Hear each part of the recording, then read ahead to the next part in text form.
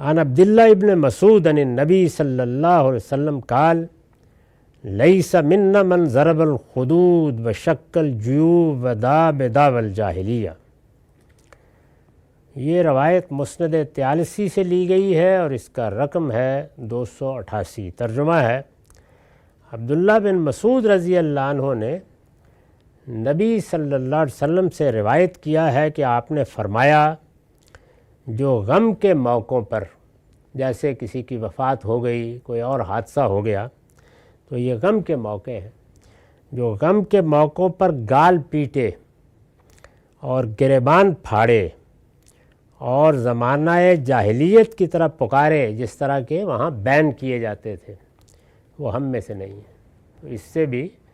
رسول اللہ صلی اللہ علیہ وسلم نے سختی کے ساتھ روک دیا ہے، یہ کسی مسلمان کا کام نہیں ہے۔ رونا ہے، آنسو بہہ نکلے ہیں، اس کے بارے میں تو یہاں تک فرمایا کہ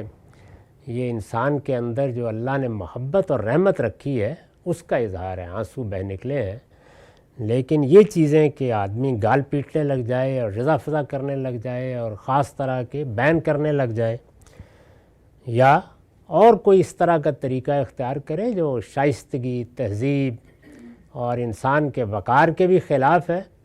اور صاف معلوم ہو رہا ہوتا ہے جب آدمی اس طرح پیٹنے لگ جاتا ہے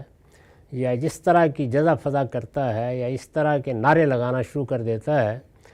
تو اس کا مطلب کیا ہے؟ اس کا مطلب یہ ہے کہ وہ اللہ کے فیصلے کے خلاف احتجاج کر رہا ہے۔ تو غم ایک بالکل اور چیز ہے، اور غم کا فطری اظہار وہ دو کلموں کی صورت میں بھی ہو جاتا ہے، اظہار غم کے شائستہ طریقوں سے بھی ہو جاتا ہے، بہتے آنسوؤں سے بھی ہو جاتا ہے۔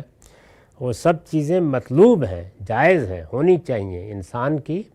رحمت، رافت اور محبت پر دلالت کرتی ہیں، لیکن یہ نہیں ہونا چاہیے۔ تو اس پر بھی میں نے حاشیہ لکھا ہے کہ مطلب یہ ہے کہ یہ سب چیزیں کسی مسلمان کے شایان شان نہیں ہیں، اس لیے کہ اسلام کے معنی ہی یہ ہے کہ خدا کے ہر حکم اور فیصلے پر سر تسلیم خم کر دیا جائے۔ جب غم کا موقع آیا ہے تو یہ خدائی فیصلہ ہے، اس فیصلے کو ایک بندہ مومن کو ماننا ہے اور صبر کے ساتھ اللہ سے اجر کی توقع رکھنی ہے۔ اس موقع پر اظہار غم کے وہ اسالیب بالکل جائز ہیں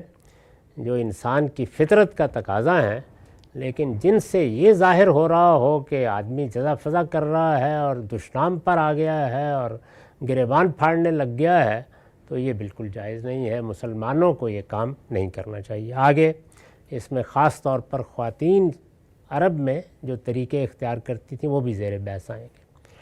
وآخر دعوانا الحمدللہ رب العالمین۔